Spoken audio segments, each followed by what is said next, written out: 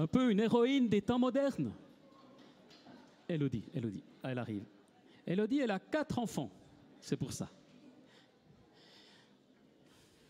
Et j'avais eu l'occasion d'entendre son témoignage l'année dernière, et je me suis dit, elle a des choses à nous dire dans ce comment elle a, enfin, de ton expérience de vie, de ce qui s'est passé, notamment aussi dans le domaine intérieur, spirituel, et je me réjouis beaucoup de t'entendre. Sois la bienvenue. On peut l'applaudir peut-être.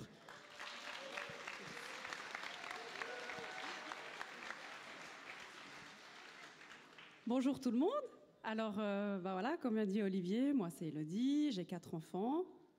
Je suis née en Belgique et ça va faire bientôt 11 ans que je suis arrivée ici en Suisse. Je fais partie d'une famille qui n'est pas du tout pratiquante, ni même croyante. Et j'ai vécu une vie un petit peu mouvementée, voilà, donc entre des études difficiles, la drogue, l'alcool, la prostitution et puis la dépression aussi pendant très longtemps. Et un jour, j'ai fait une rencontre. Andresa, tu peux te lever. D'ailleurs, j'aimerais que tu te lèves et qu'on t'applaudisse, toi aussi. Merci.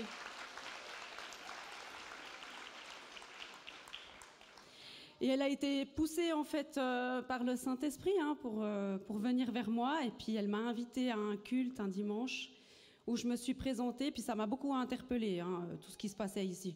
Je me dis, les gens ils sont fervents. Et puis ensuite j'ai été invitée à un déjeuner.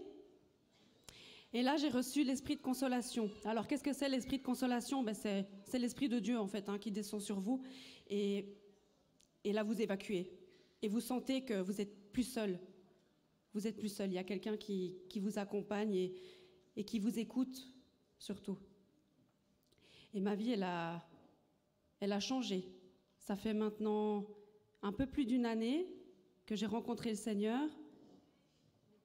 Et je peux vous dire que je vois les choses différemment. Que les décisions, je les prends aussi plus facilement.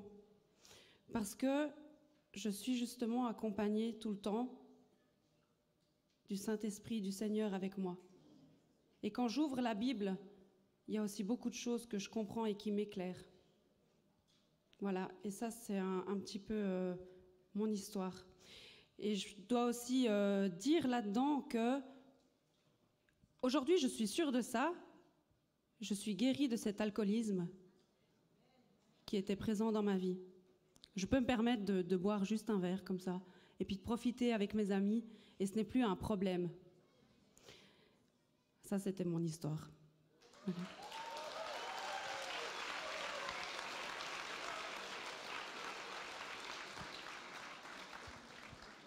Trop bien. C'est tellement touchant de voir ce que Dieu peut faire dans une vie. J'aimerais donner la parole à Dominique Ducommun. Bienvenue Dominique. Alors, je crois que ta fille est là, et puis tu as 2 autres filles aussi qui n'ont pas pu venir, et ta femme travaille, quelque chose comme ça. Et puis là aussi, des choses se sont passées. Viens plus près. Je te laisse la parole. Bonjour à tous. Certaines personnes me connaissent. J'en vois quelques têtes que je connais. Pour moi, voilà, mon histoire, elle s'est passée il y a 12 ans. Il y a 12 ans de ça, j'étais, on va dire, un fêtard, un gros fêtard, avec tout ce qui va autour. Mais je pourrais qualifier de fêtard triste.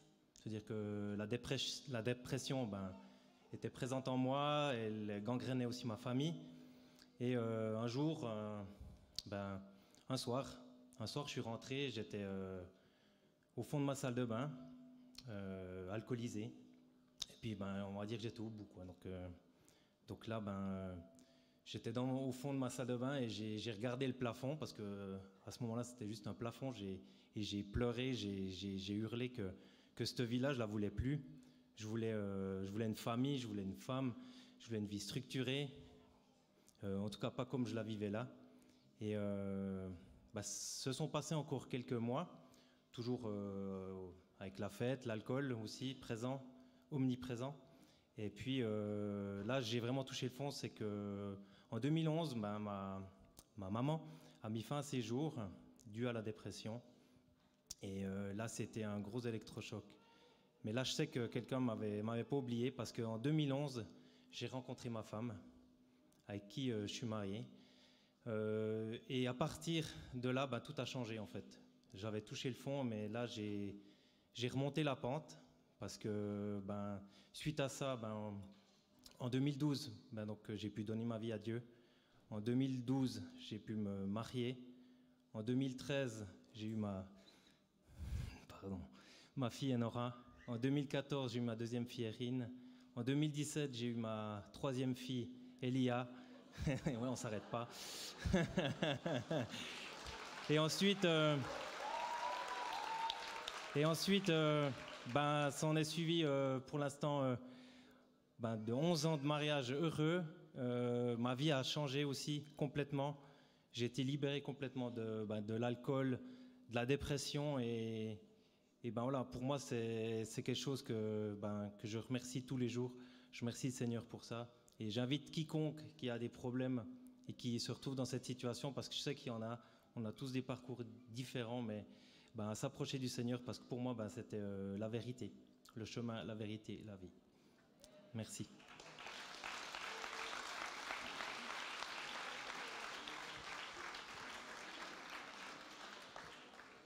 Wow, c'est tellement touchant de voir ce que Dieu fait dans la vie des personnes. Merci pour ces beaux témoignages aussi de vie, votre courage aussi de partager ce que Dieu fait dans votre cœur et dans votre vie.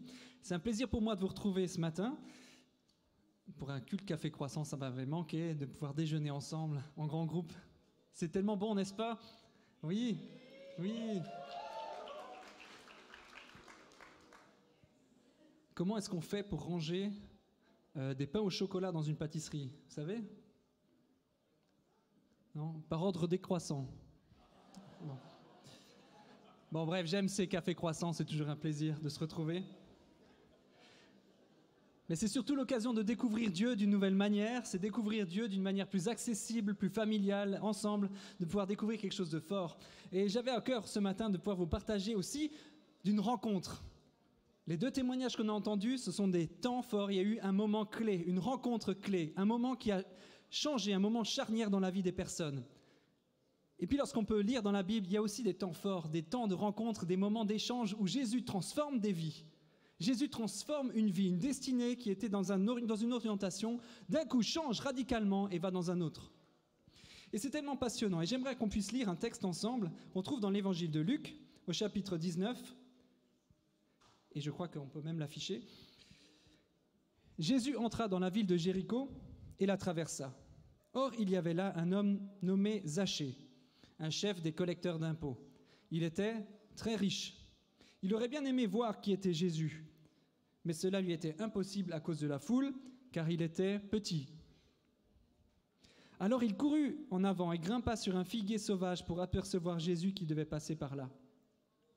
Lorsque Jésus fut parvenu à cet endroit, il leva les yeux et l'interpella. « Zachée, dépêche-toi de descendre, car c'est chez toi que je dois aller loger aujourd'hui. » Zachée descendit rapidement et tout heureux accueillit Jésus dans son foyer.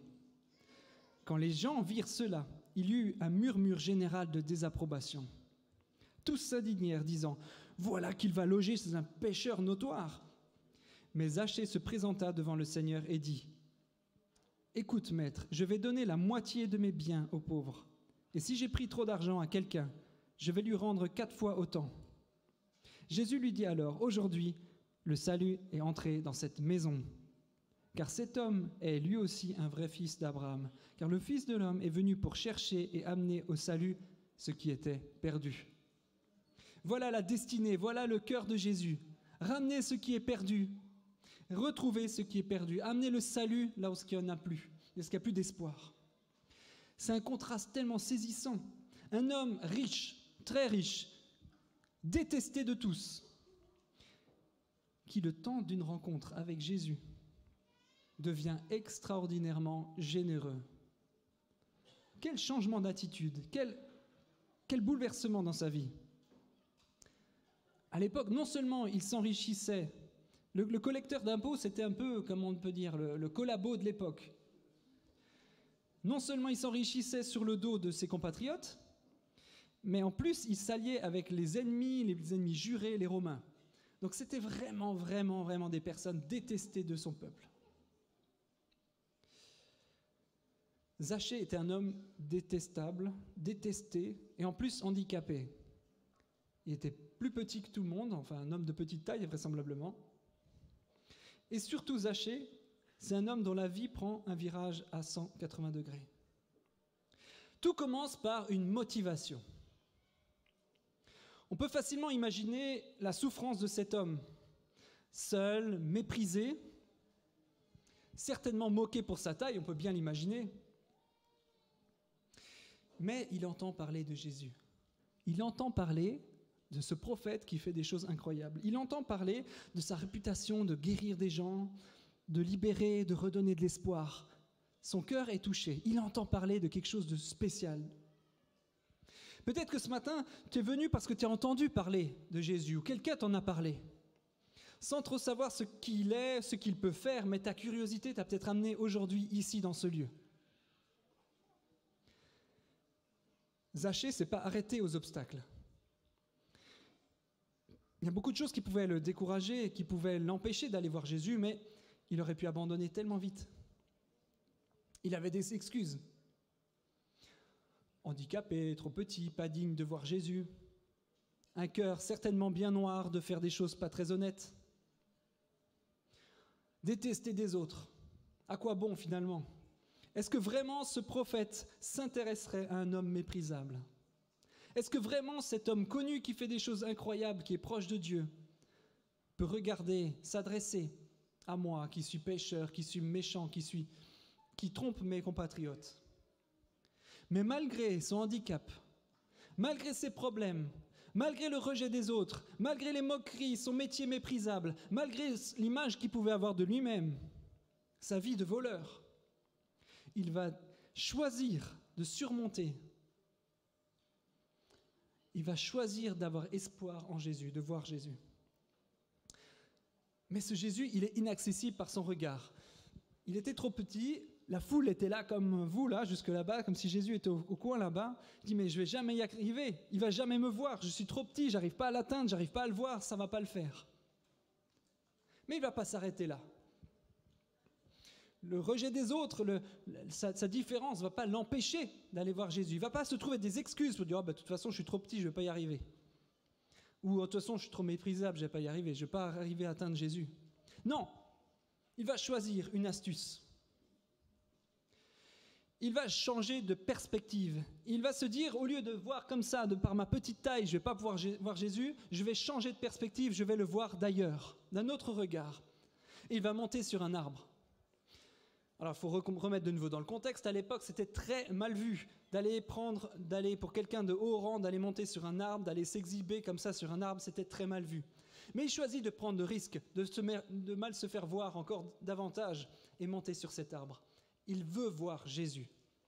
Où est-ce que tu en es ? Est-ce que tu veux voir Jésus ce matin ?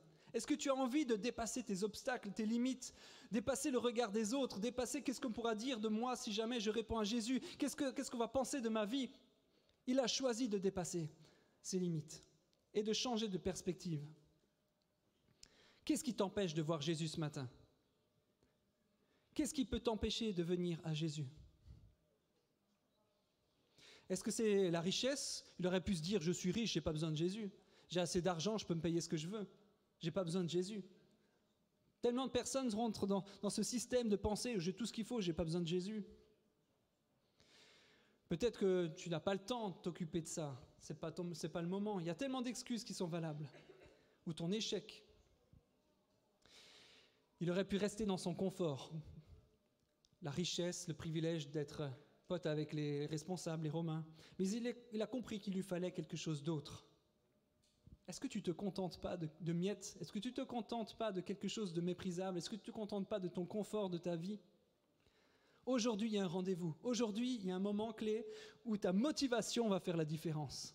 Est-ce que tu es motivé, malgré tes échecs et là, dans ta situation, à dépasser ça et aller quand même essayer de voir Jésus ? Amen. Mon ami, je t'encourage ce matin. Poursuis Jésus. Cours te chercher un arbre. Va monter sur ton arbre pour chercher, pour voir Jésus différemment. Crée des circonstances pour le rencontrer. Des temps à part, sans téléphone. Cherche, prie, viens à l'église. Fais-toi, trouve ton arbre, ton moment avec Jésus. Trouve ton regard, l'occasion de rencontrer Jésus. Et c'est peut-être pour toi aujourd'hui l'occasion de rencontrer Jésus. Ne te décourage pas, car une rencontre suffit. Une rencontre suffit à Jésus pour changer ta vie. Est-ce que tu es prêt aujourd'hui à monter sur ton arbre et dire « Je veux le voir aujourd'hui. Je veux le rencontrer aujourd'hui. Je suis prêt à laisser ma situation, à laisser affronter le regard des autres pour monter sur mon arbre et dire « Je choisis de voir Jésus ce matin. » Il n'a pas simplement regardé comme il était. Jésus est venu et l'a vu. Il l'a vu pas dans sa situation, il ne l'a pas vu dans son état de pécheur, il ne l'a pas vu seulement à travers le voleur qu'il était. Il l'a vu dans quelqu'un qui allait devenir. Il l'a vu avec le regard d'avenir. Il a vu Zachée dans son potentiel, dans ce qu'il allait devenir. Il l'appelle par son nom, et son nom, Zachée, ça veut dire juste. Il ne dit pas « tu es voleur, repens-toi, pécheur ».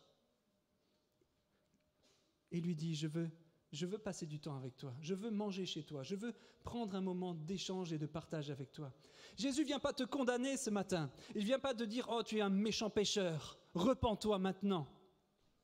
Jésus te dit « mon ami, j'ai un rendez-vous avec toi. Mon ami, mon cœur, c'est partager mon cœur avec toi, c'est échanger, c'est vivre avec toi, c'est partager un moment comme un moment de repas, un café croissant. » Est-ce que ce n'est pas ton café croissant avec Jésus ce matin? Ce matin, il y a une invitation pour toi de la part de Jésus. Il veut venir dans ta vie. Il ne veut pas s'arrêter à ton mérite ou à ta condition. Et moi, ce matin, je ne suis que le porte-parole de cette invitation de Jésus. Il veut échanger avec toi. Il veut partager un cœur à cœur. On ne sait pas ce qu'il a pu dire. On n'a pas été voir exactement la conversation qu'il a eue avec Jésus. Ça m'aurait bien intéressé de savoir ce qu'ils ont partagé tous les deux dans leurs moments, simplement ensemble à la maison, autour d'un bon plat. Mais ce qui est clair, c'est qu'il y a un avant et un après. Il y a un Zachée avant la rencontre de Jésus et un Zachée après. Suivre Jésus, avoir envie, un échange avec lui, ça va avoir des transformations visibles dans nos vies. Vous avez entendu ces témoignages de vie où il y a eu des transformations, des changements dans le cœur, dans le caractère, dans les destinées. Jésus ne nous laisse pas là où on en est. Il nous aime trop pour nous laisser comme on est. Il veut nous changer dans notre caractère, dans un comportement juste, dans la générosité, dans un cœur qui aime les autres, un cœur qui est plein de bonté. Lorsqu'on rencontre Jésus, lorsqu'on expérimente son amour, lorsqu'on expérimente son accueil, qui n'est pas jugeant, qui n'est pas condamnant, qui n'est pas plein de dureté, quand on expérimente l'amour de Jésus, on n'est plus le même. Et ce matin, il y a un rendez-vous. Si tu expérimentes dans ta vie des situations de dureté difficiles dans ton cœur, des situations d'injustice, des situations où tu te sens mal, aujourd'hui, l'amour de Jésus peut transformer ta vie. Le temps d'un dîner, le temps d'un souper, le temps d'un partage, le temps d'un moment avec Jésus, ta vie peut changer. Expérimente, mon ami, l'amour de Jésus qui transforme. Est-ce que rencontrer Jésus t'a transformé? Et c'est la question que je pose à ceux qui ont déjà rencontré Jésus. Mais est-ce que ce comportement est visible? Est-ce que ton caractère est changé? Est-ce que ta vie a changé de celle qu'elle était avant Jésus? Est-ce qu'elle a une autre odeur, une autre différence? Est-ce qu'elle transpire la générosité, l'amour, la bonté? Je me pose à moi-même cette question-là et je me remets en question. Je me dis, oh Jésus, je veux plus encore expérimenter des temps avec toi, des temps dans la profondeur, des temps de souper avec toi, parce que je ne veux pas être le même. Je veux que ma vie soit remplie de générosité, d'amour, de bienveillance, de bonté. Je veux que ma vie ait une empreinte de vie, d'espérance pour mes gens qui m'entourent. Où tu en es ce matin? Et si tu te dis, oh, j'aimerais encore progresser, je t'encourage. Il y a un rendez-vous avec toi. Il y a un rendez-vous. Jésus a préparé des rendez-vous spécifiques avec chacun d'entre vous. Un temps d'échange, de partage qu'il a prévu pour chacun d'entre vous. Son amour est vaste. Sa bonté est sans limite. Son accueil est large. Expérimente un temps avec Jésus aujourd'hui. Accepte qu'il vienne dans ta maison, dans ta situation, dans ta demeure. Accepte qu'il vienne là où tu en es aujourd'hui. Et il vient pour tout changer. Donne-lui les clés de ta vie. Donne-lui les clés de ton cœur. Et il va en faire quelque chose de bon. C'est mon invitation ce matin, c'est l'invitation de Jésus. Ouvre grand les portes parce que Jésus veut souper avec toi aujourd'hui.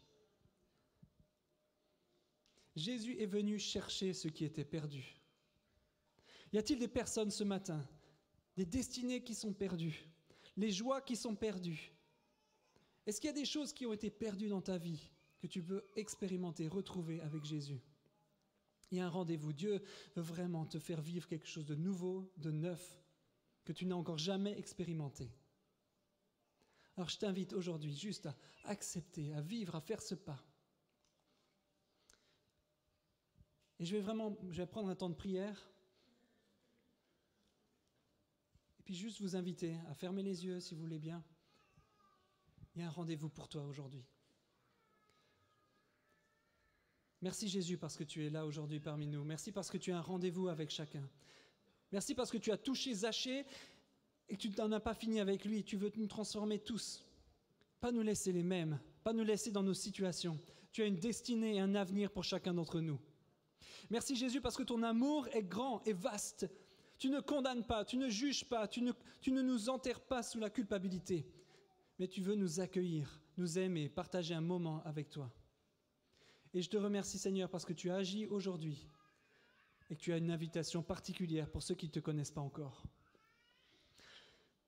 Seigneur, viens toucher, viens amener ton amour dans les situations difficiles.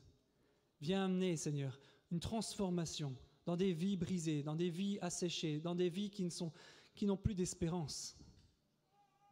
Seigneur, viens comme la réponse dans les cœurs. Et si ce matin, tu as envie de dire « Moi, je veux monter sur mon arbre aujourd'hui. Je veux voir Jésus différemment.